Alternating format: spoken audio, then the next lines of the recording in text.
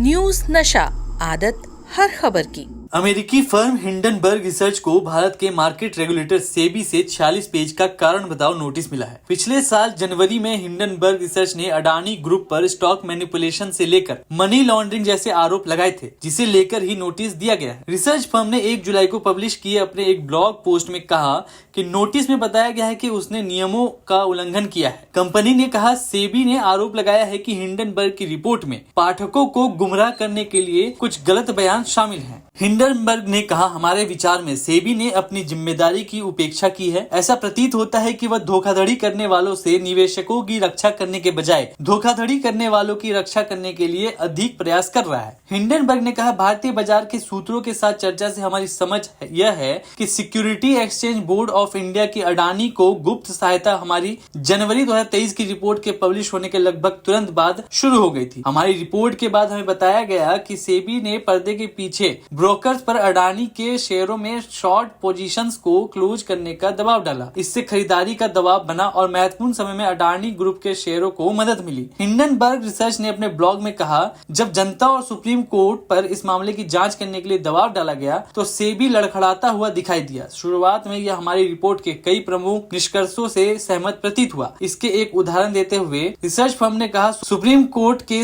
Record के अनुसार सेबी खुद को संतुष्ट करने में असमर्थ है कि एफपीआईज को फंड देने वाली अडानी से जुड़े नहीं है। बाद में सेबी ने आगे जांच करने में असमर्थ होने का दावा किया। हिंडनबर्ग ने कहा कि उदय कोटक की स्थापित ब्रोकरेज फर्मों में ऑफशोर फंड स्ट्रक्चर बनाया, जिसका इस्तेमाल उसके इन्वेस्टर पार्टनर ने अडानी ग्रुप के शेयरों को शॉर्ट सेल कर फायदा उठाने के लिए किया। सेबी ने नोटिस में केवल के इंडिया अपॉर्चुनिटीज फंड का नाम रखा और कोटक नाम को संक्षिप्त नाम KMIL से छिपा दिया। KMIL यानी कोटक महिंद्रा इन्वेस्टमेंट है। इसमें कहा गया है कि बैंक के फाउंडर उदय कोटक ने कॉर्पोरेट गवर्नेंस पर सेबी की 2017 की कमेटी का व्यक्तिगत रूप से नेतृत्व किया था। हमें संदेह है कि सेबी की ओर से कोटक या कोटक बोर्ड के किसी अन्य सदस्य का उल्लेख न करने का मतलब एक और शक्तिशाली भारतीय व्यवसायी को जांच की संभावना से बचाना हो सकता है, जिसे सेबी स्वीकार करती दिख रही है। कोटक महिंद्रा ग्रुप ने कहा कि हिंडनबर्ग रिसर्च कभी भी कोटक ग्रुप के इंडिया अपॉर्चुनिटीज फंड KIOF और Kotak Mahindra international limited KMIL का ग्राहक नहीं था। फंड को इस बात की भी जानकारी नहीं थी कि हिंडनबर्ग उसके किसी इन्वेस्टर का पार्टनर था। KMIL को फंड के निवेशकों से एक कंफर्मेशन भी मिला है कि उसका निवेश प्रिंसिपल के रूप में किया गया था, किसी अन्य व्यक्ति की ओर से नहीं। बयान में कहा गया है कि के इंडिया अपॉर्चुनिटीज फंड KIOF एक SEBI registered foreign portfolio investor है और मॉरिशस के फाइनेंशियल सर्विसेज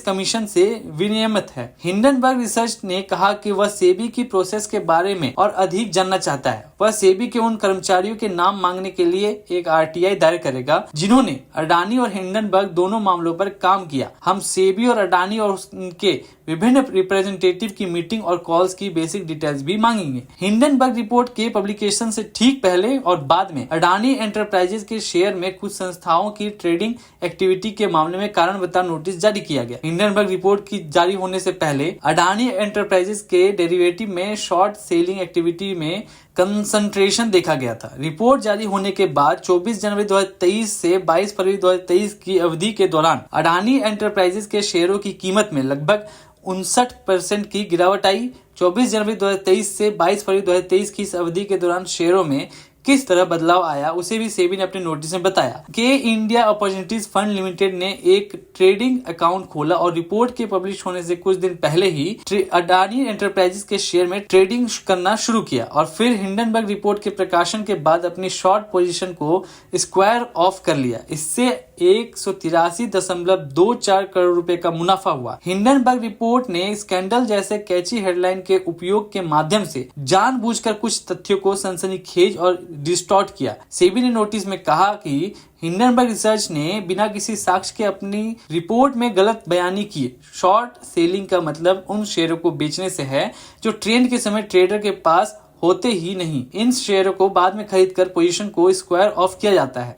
शॉर्ट सेलिंग से पहले शेयरों को उधार लेने या उधार लेने की व्यवस्था जरूरी होती है। आसान भाषा में कहे तो जिस तरह आप पहले शेयर खरीदते हैं और फिर उसे बेचते हैं, उसी तरह शॉर्ट सेलिंग में पहले शेयर बेचे जाते हैं और फिर उन्हें खरीदा जाता है। इस तरह बीच का जो भी अंतर आता है वही आपका प्रॉफिट या लॉस होता है। 24 जनवरी को हिंडनबर्ग रिसर्च ने अडानी ग्रुप को लेकर एक रिपोर्ट पब्लिश की थी। रिपोर्ट में ग्रुप पर मनी लॉन्ड्रिंग से लेकर शेयर मैनिपुलेशन जैसे आरोप लगाए गए थे। रिपोर्ट के बाद ग्रुप के शेयरों में भी भारी गिरावट देखने को मिली थी। हालांकि बाद में इसमें रिकवरी आई। 24 जनवरी 2023 भारतीय समय के अनुसार 25 जनवरी को अडानी ग्रुप की फ्लैगशिप कंपनी अडानी एंटरप्राइजेस के शेयर का प्राइस 3,442 रुपए था। 25 जनवरी को यह 1.54% गिरकर 3,388 रुपए पर बंद हुआ था। 27 फरवरी को शेयर के भाव 18% गिरकर 2761 रुपए पर आ गए थे। 22 फरवरी तक ये 59% गिरकर 1404 रुपए तक पहुंच गए। अमेरिकी फर्म हिंडनबर्ग रिसर्च को भारत के मार्केट रेगुलेटर सेबी से 46 पेज का कारण बताओ नोटिस मिला है। पिछले साल जनवरी में हिंडनबर्ग रिसर्च ने अडानी ग्रुप पर स्टॉक मैनिपुलेशन से लेकर मनी लॉन्ड्रिंग जैसे आरोप लगाए थे, जिसे लेकर ही नोटिस दिया गया है। रिसर्च फर्म ने 1 जुलाई को पब्लिश किए अपने एक ब्लॉग पोस्ट में कहा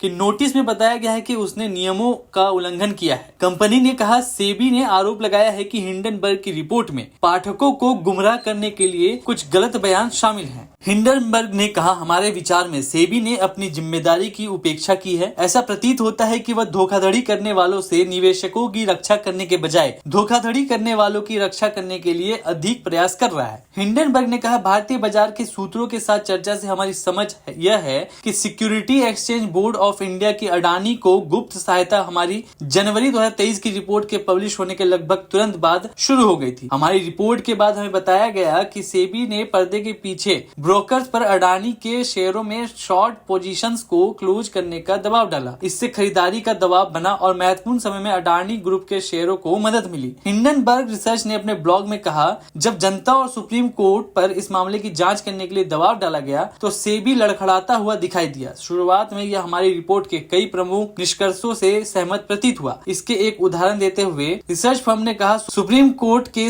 रिकॉर्ड के अनुसार सेबी खुद को संतुष्ट करने में असमर्थ है कि एफपीआईज को फंड देने वाली अडानी से जुड़े नहीं है। बाद में सेबी ने आगे जांच करने में असमर्थ होने का दावा किया। हिंडनबर्ग ने कहा कि उदय कोटक की स्थापित ब्रोकरेज फर्मों में ऑफशोर फंड स्ट्रक्चर बनाया, जिसका इस्तेमाल उसके इन्वेस्टर पार्टनर ने अडानी ग्रुप के शेयरों को शॉर्ट सेल कर फायदा उठाने के लिए किया। सेबी ने नोटिस में केवल के इंडिया अपॉर्चुनिटीज फंड का नाम रखा और कोटक नाम को संक्षिप्त नाम KMIL से छिपा दिया। KMIL यानी कोटक महिंद्रा इन्वेस्टमेंट है। इसमें कहा गया है कि बैंक के फाउंडर उदय कोटक ने कॉर्पोरेट गवर्नेंस पर सेबी की 2017 की कमेटी का व्यक्तिगत रूप से नेतृत्व किया था। हमें संदेह है कि सेबी की ओर से कोटक या कोटक बोर्ड के किसी अन्य सदस्य का उल्लेख न करने का मतलब एक और शक्तिशाली भारतीय व्यवसायी को जांच की संभावना से बचाना हो सकता है, जिसे सेबी स्वीकार करती दिख रही है। कोटक महिंद्रा ग्रुप ने कहा कि हिंडनबर्ग रिसर्च कभी भी कोटक ग्रुप के इंडिया अपॉर्चुनिटीज फंड KIOF और Kotak Mahindra international limited KMIL का ग्राहक नहीं था।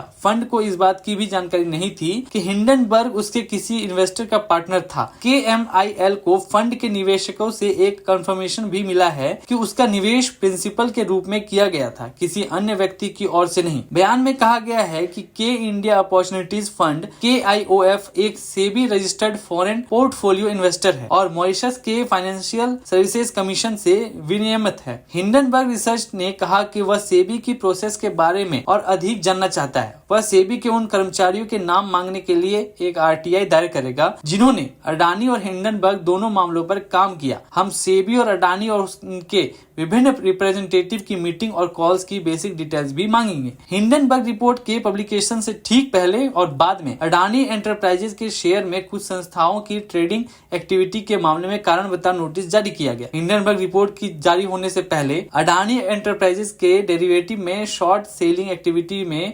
कंसंट्रेशन देखा गया था। रिपोर्ट जारी होने के बाद 24 जनवरी 2023 से 22 फरवरी 2023 की अवधि के दौरान अडानी एंटरप्राइजेज के शेयरों की कीमत में लगभग 59% की गिरावट आई। 24 जनवरी 2023 से 22 फरवरी 2023 की इस अवधि के दौरान शेयरों में किस तरह बदलाव आया उसे भी सेबी ने अपने नोटिस में बताया। के इंडिया अपॉर्चुनिटीज फंड लिमिटेड ने एक ट्रेडिंग अकाउंट खोला और रिपोर्ट के पब्लिश होने से कुछ दिन पहले ही अडानी एंटरप्राइजेस के शेयर में ट्रेडिंग करना शुरू किया और फिर हिंडनबर्ग रिपोर्ट के प्रकाशन के बाद अपनी शॉर्ट पोजीशन को स्क्वायर ऑफ कर लिया। इससे 183.24 करोड़ रुपए का मुनाफा हुआ। हिंडनबर्ग रिपोर्ट ने स्कैंडल जैसे कैची हेडलाइन के उपयोग के माध्यम से जानबूझकर कुछ तथ्यों को सनसनीखेज और डिस्टॉर्ट किया। सेबी ने नोटिस में कहा कि हिंडनबर्ग रिसर्च ने बिना किसी साक्ष्य के अपनी रिपोर्ट में गलत बयानी की। शॉर्ट सेलिंग का मतलब उन शेयरों को बेचने से है जो ट्रेंड के समय ट्रेडर के पास होते ही नहीं। इन शेयरों को बाद में खरीदकर पोजीशन को स्क्वायर ऑफ किया जाता है। शॉर्ट सेलिंग से पहले शेयरों को उधार लेने या उधार लेने की व्यवस्था जरूरी होती है। आसान भाषा में कहे तो जिस तरह आप पहले शेयर खरीदते हैं और फिर उसे बेचते हैं, उसी तरह शॉर्ट सेलिंग में पहले शेयर बेचे जाते हैं और फिर उन्हें खरीदा जाता है। इस तरह बीच का जो भी अंतर आता है वही आपका प्रॉफिट या लॉस होता है। 24 जनवरी को हिंडनबर्ग रिसर्च ने अडानी ग्रुप को लेकर एक रिपोर्ट पब्लिश की थी। रिपोर्ट में ग्रुप पर मनी लॉन्ड्रिंग से लेकर शेयर मैनिपुलेशन जैसे आरोप लगाए गए थे। रिपोर्ट के बाद ग्रुप के शेयरों में भी भारी गिरावट देखने को मिली थी। हालांकि बाद में इसमें रिकवरी आई। 24 जनवरी 2023 भारतीय समय के अनुसार 25 जनवरी को अडानी ग्रुप की फ्लैगशिप कंपनी अडानी एंटरप्राइजेस के शेयर का प्राइस 3,442 रुपए था। 25 जनवरी को यह 1.54% गिरकर 3,388 रुपए पर बंद हुआ था। 27 फरवरी को शेयर के भाव 18% गिरकर 2761 रुपए पर आ गए थे। 22 फरवरी तक ये 59% गिरकर 1404 रुपए तक पहुंच गया। और आप हमसे जुड़े रहने के लिए सब्सक्राइब करें YouTube पर, फॉलो करें Twitter पर और लाइक करें Facebook पर। और ज्यादा जानकारी के लिए आपको